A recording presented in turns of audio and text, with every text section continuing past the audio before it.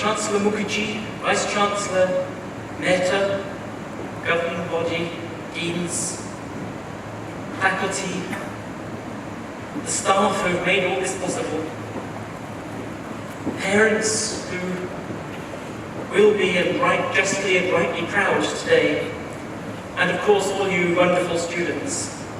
You placed your trust and your future in what was then a fledgling and untried institution, and it's your own hard work that has made that trust bear its manifest fruit. So I'm immensely honoured to have been invited to deliver the Convocation address to the 2019 graduating class of Ashoka University. And let me thank all those responsible for bestowing on me such an undeserved distinction. It's Ashoka's tradition to invite a professional academic rather than a figure from the world of politics to deliver the Convocation address. And it's as an academic that I'll address you. It's about the time when Ashoka University was being set up as India's first liberal arts college, with the same commitment to the cultivation of the whole human being that the best such colleges in the world promote. I found myself participating in a somewhat similar venture in the Gulf, where New York University had launched a campus with analogous values and aspirations. I delighted above all in the vibrancy and optimism of the students there, and it was immediately clear to me that I should reach out to Ashoka University for kindred spirits in India. Not least because Ashoka set about hiring faculty of world-class caliber from the get-go, much to the envy of institutions such as my own. And I can attest from a recent visit to Yale that the Ashoka model is beginning to influence how the best American colleges rethink their own curricular structures. So let me now speak to you, the class of 2019. Ours is a time of walls, of borders, of limits and enclosures. I don't just mean real walls, those concrete and razor wire abominations. I'm also thinking about walls in the space of concepts, the ones that prevent us from thinking outside the box, and about experiential walls, which keep us within our comfort zones of feeling and imagination.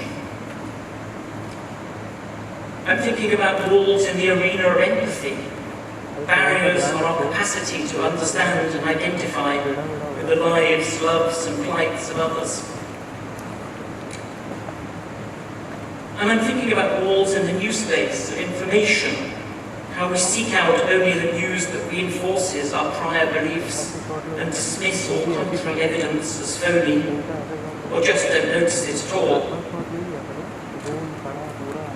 As the philosopher Simon Blackburn put it in a recent interview about our world of post-truth politics, he said, we live in information silos now.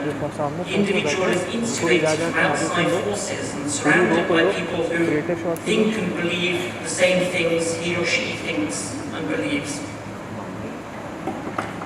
Ours is indeed an age of insularity, an epoch, another commentator says, in which cultures, peoples and nations have begun turning inwards, and we bear witness to the crumbling of international alliances, the emergence of trade wars, a reinvestment in notions of national sovereignty, an increasing number of disputes over borders, and many expressions of populist discontent regarding migration and changing demographics.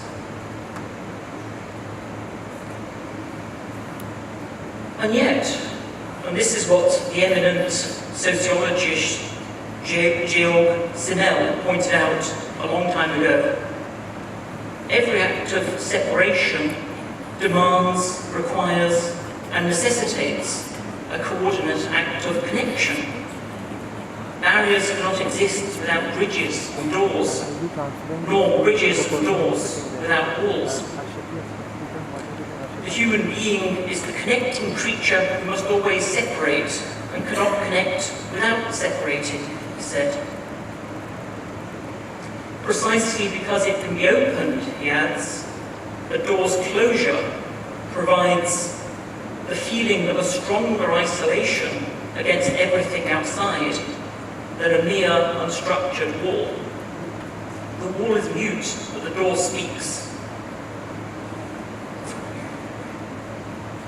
It's essential to the idea of being human, especially today, that even as we put ourselves behind walls, we give ourselves the right and the freedom to find the doors that enable us to move between the spaces they separate. So the question I ask myself in thinking about what to say to you, class of 2019, today, is this one. How should one live in this age of insularity? How should one weave together the threads that make up a life, to borrow Plutarch's metaphor, only echoing, by the way, metaphors of self-fashioning in the writings of the early Buddhists? Simmel hits on something fundamental when he defines a human being as the bordering creature who has no borders. What he means, I think, is that if walls require bridges and doors, then bridges and doors create spaces of their own, which exist in their own right, without lying on either side of the separation. For who has walked across a bridge without pausing at its highest point, watching, if only for a brief moment, the water or the traffic flow beneath? And who can cross a land border between two countries without hesitating for a moment to enjoy the thrill of standing between them in a no-go zone that exists somehow outside of both? If walls are what create barriers, they also what give rise to these strangely interstitial and ephemeral spaces. And I think that there is a way in which inhabiting spaces like these is, surprisingly, perhaps counterintuitively, the way to live most freely, and how one can live life at its most creative and rewarding.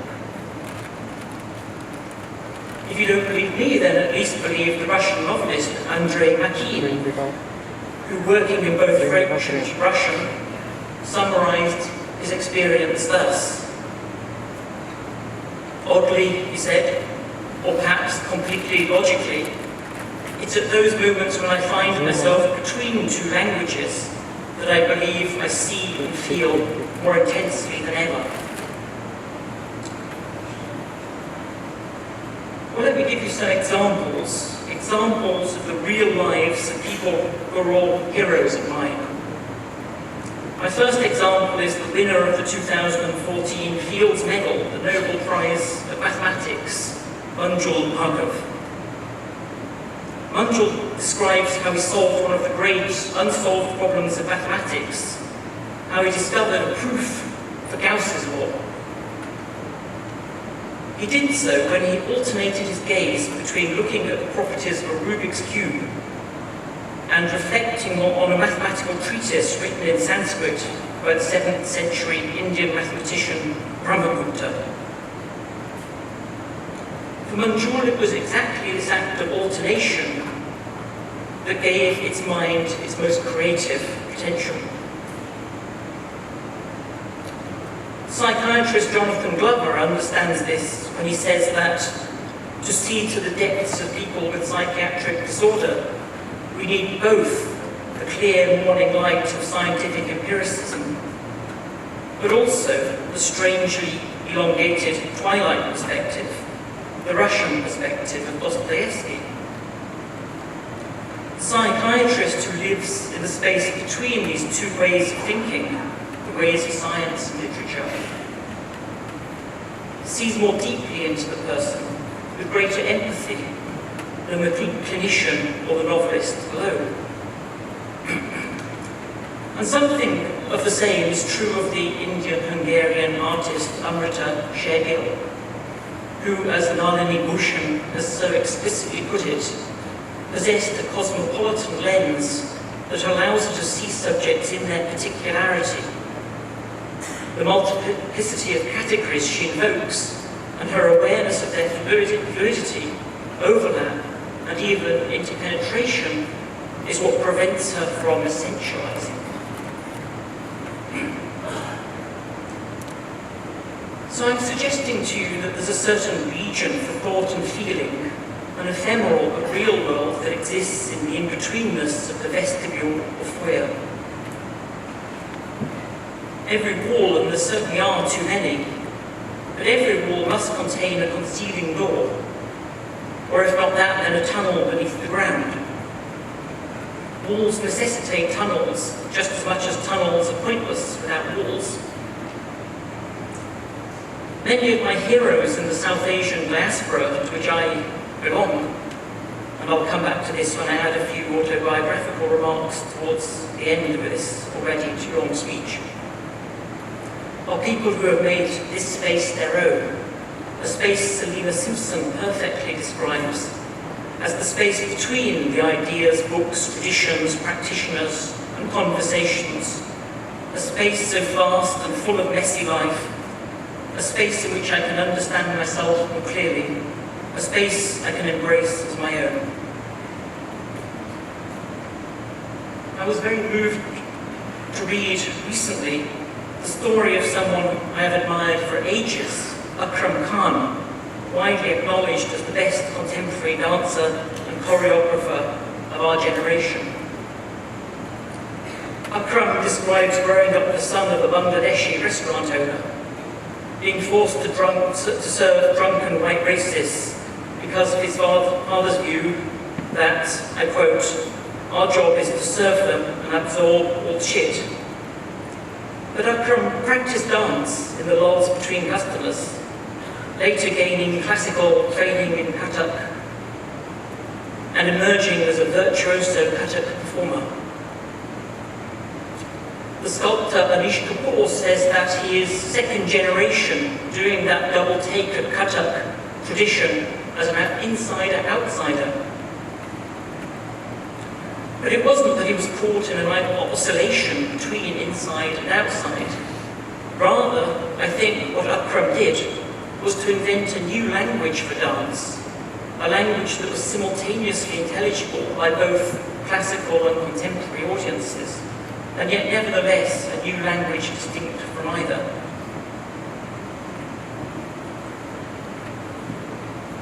Indeed, what I especially admire about 21st century individuals like Manjul Bhargava and Akram Khan is that they're utterly free from a certain endless and rather tedious kind of oscillation that colonialism and its legacy can seem to trap one in.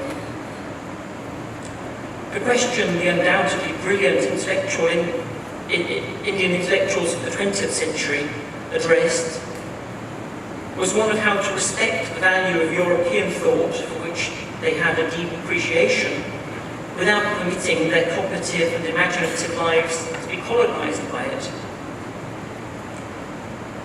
One eminent philosopher, K.C. Bhattacharya, did indeed issue a plea for freedom from what he called cultural subjection, a deeply insidious and almost invisible intellectual slavery.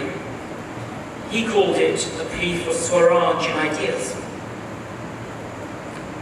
Another philosopher, Surendranath Dasgupta, was acutely conscious of the dilemma, but couldn't see how to solve it. We can't bind our faith to our traditional past, nor can we heartily welcome the Western outlook of life, he said. We can't identify ourselves with our forefathers, nor are our problems of life the same as theirs.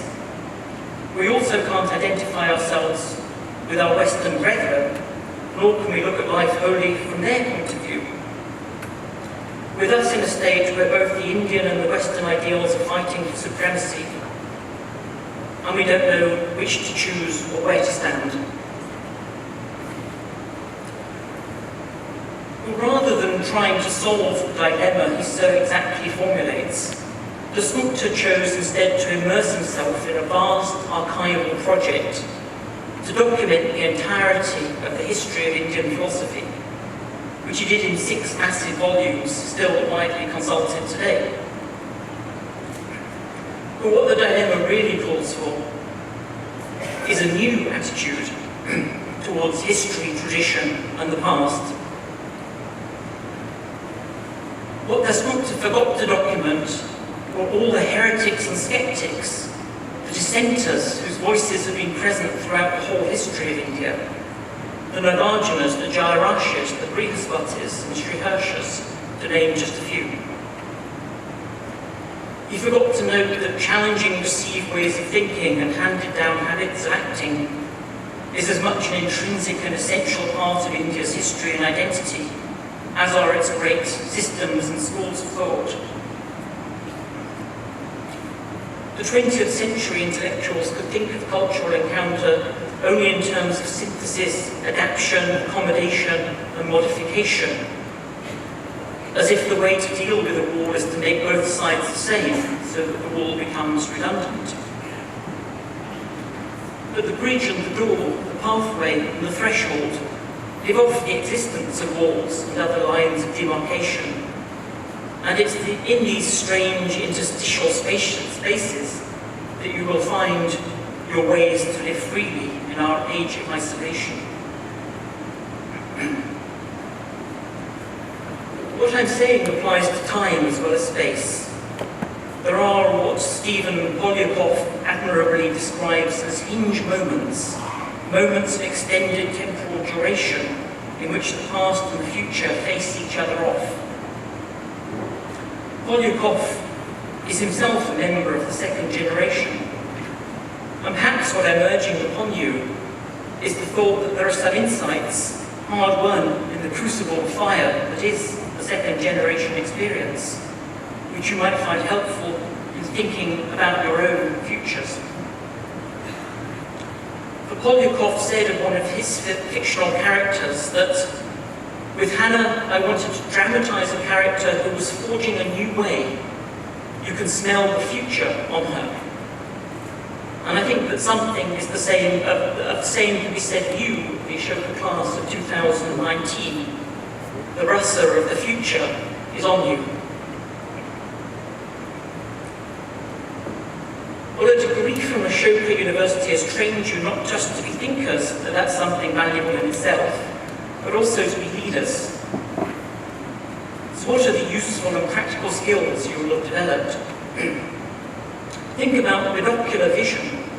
Binocular vision enables one to see aspects of one's perceptual environment that are invisible to monocular sight. In just the same way, taking ownership of these interstitial spaces between worlds of thought and feeling will enable you to grasp aspects of the cognitive and affective terrain that would go unnoticed otherwise. I think that Rabindranath Tagore articulated an analogous vision of cross-cultural encounter.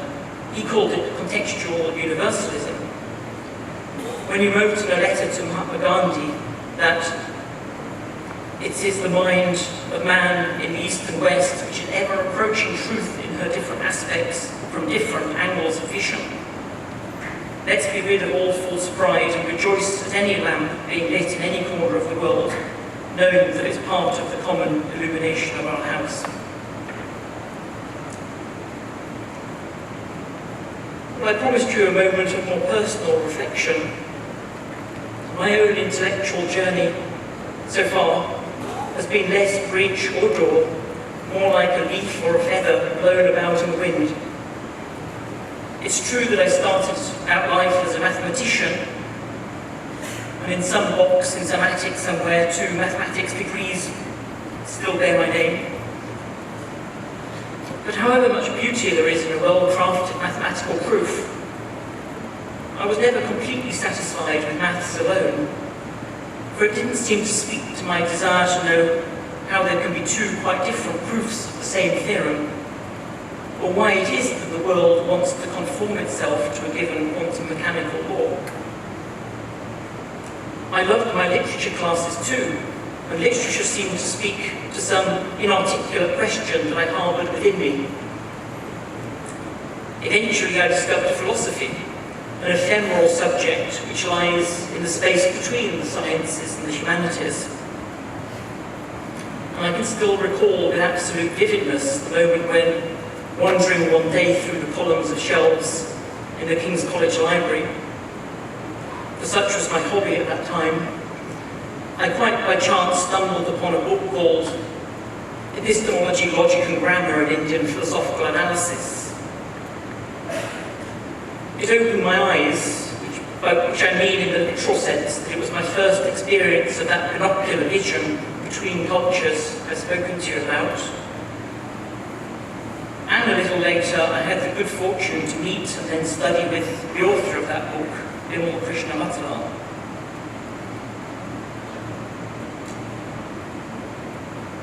I'm certain that each of you will go on to do great things.